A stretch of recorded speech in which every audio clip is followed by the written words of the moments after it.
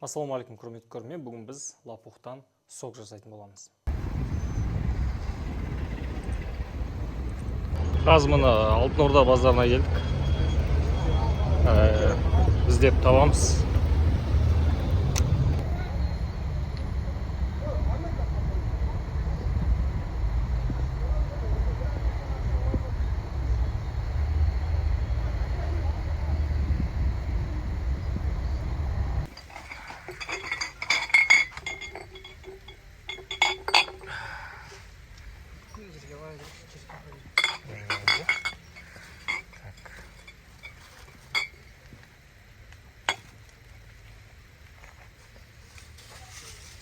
Қазір міне орманда алқапқа келдік. Машина жүрмейтін, тыныш өте. Осы жерден қазір лапухқа арналған жоқ. Сок лапух жасайтын лапухтың өзін, яғни шоң айнаны жинайтын боламыз. Басты мәселе сол таза, машина көп жүрмейтін қаланың талды аумақтарында осындай жерлерде өседі. Оның барлығын жинап біз бүгін не істейміз? Лапухтан сок жасаймыз. Барлығын толығымен қарау керек, өйткені қазір бір моменттерді жіберіп алатын болсаңыздар, сіздердің жасап сонша еңбектеніп істеген лапухтан жасалған сок пайдасы болып қалуы мүмкін. Міне келдік, жалпы лапухтың қандай түрлерін алып қажет емес, қазір сіздерге түсіндіріп өтемін. Кейбір жұлып атқан кезде осындай астын қараңыздар. Астында құрттар көп болады, пайдасыз. Мынандай лапухтарды алмай қою керек. Мынау бой өте аласа, кішкене пайдасы азырақ болуы мүмкін. Сондықтан да бактерия, жаман нәрселерге толы болуы мүмкін. Сондықтан да бұндай нәрсені алмай қойыңыздар. Бұны көбіне репейник деп айтады орыстар. Көрдіңіздер ме қандай? Міне. Қатты кеуіп кеткен болады. Әсіресе жаз айларында. Қатты кеуіп кеткен лапухты алып керек емес. Мысалы, мынаны алып қарасаңыздар, мынау кішкене влажный. Көрдіңіздер ме? Осыдан сок жақсы шығады, осындай лапухтардан. Енді көктемгі май айының соңына дейін деп айтатын, сол себепті ғой. Бұлардан жақсы шығады. Ал енді мынаны жаз айы июнь болып кететін болса, мынаның пайдасы азаяды, емдік қасиеті. Содан кейін мынау қатты құрғақ болады. Андай бір қағаз сияқты болып тұрады, ұстасаңыздар.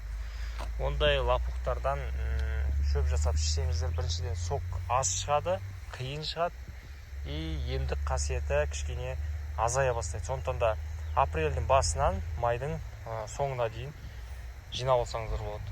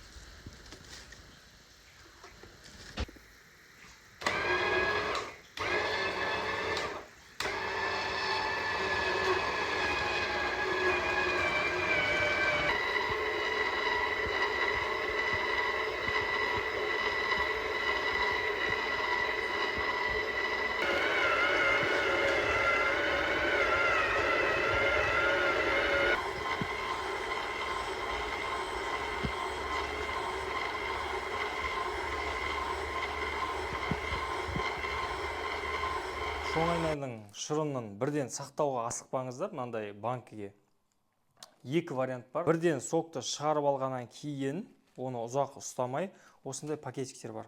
Мысалға анау одноразовый пакетиктер. Бұнымен мұздатып сақтауға болады. Мында арнайы осындай пакетиктер болады, кубиковый. Бұны аласыздар да, міне өте ыңғайлы, жақындатып көрсетші. Міне өте ыңғайлы, осындай болады. Мына жағын ашасыздар былай. Өйстіп ашылған кезде ашылады осылай. И бұны аласыздар да, міне дайын болған лопухтың соғы тап-таза. Ешқандай қоспайсыздар, мынаяқтан аласыздар да бірден. Балға араластырмай, тек шоңайнаның свежий өзінің соғы ғана бірден аласыздар. И осыған құясыздар міне. Міне. Көрдіңіздер ғой? Қазір жақындатып көрсетемін.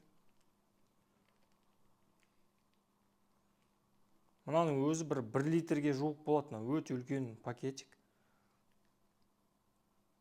Қазір құйып отырмын. Өте үлкен пакетик бұл негізінде бұл.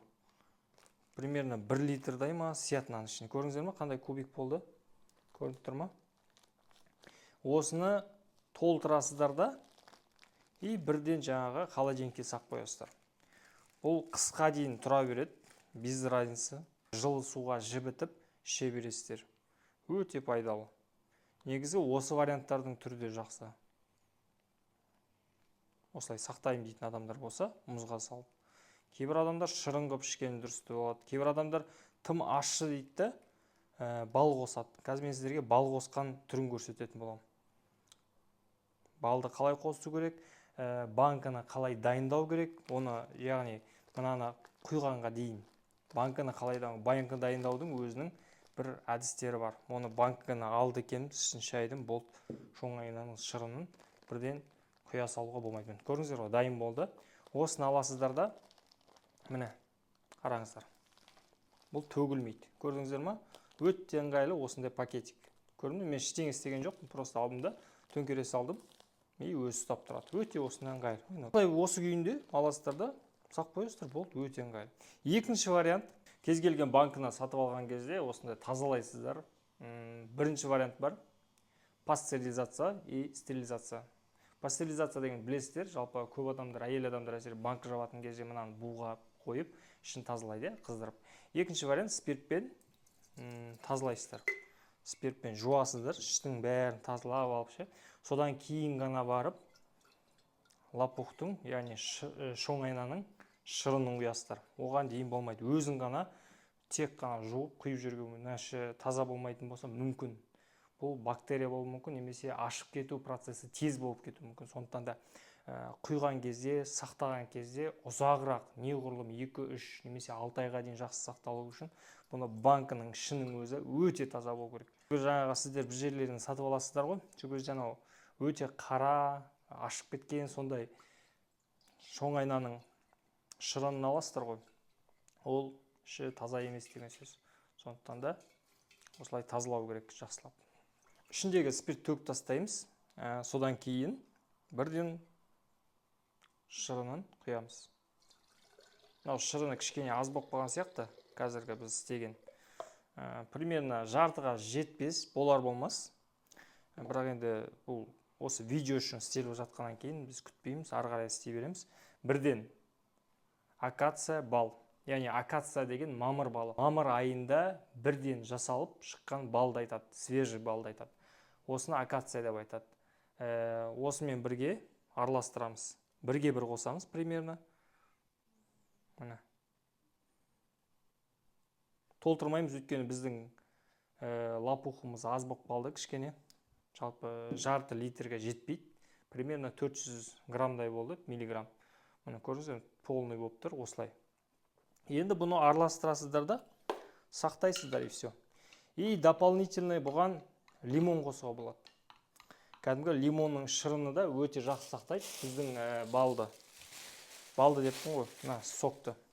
Лимонның қабығын ашасыздар да, тоже осылай соктан өткізесіздер да, и кішкене бір 100 граммдай құйып жіберсеңіздер болады. Енді кому как, кімге ыңғайлы. Лимонның шырынына аллергия болатын болса, және асқазан қышқылы жоғары болатын болса, асқазанның кейбір аурулары кезінде лимонды қолдануға болмайды. асқазанның жарасы, острый язва кезінде қолдануға болмайды, мысалға лимонды. Ондай кезде лимонды қоспайсыздар. Тек осы балмен уже ішіп бастай бересіз. Көрдіңіз қандай әдемі болып шығады. Бір-бірімен үйлесімі де жақсы. Көрдіңіздер ме? Өте жақсы лопухтың соғы болды.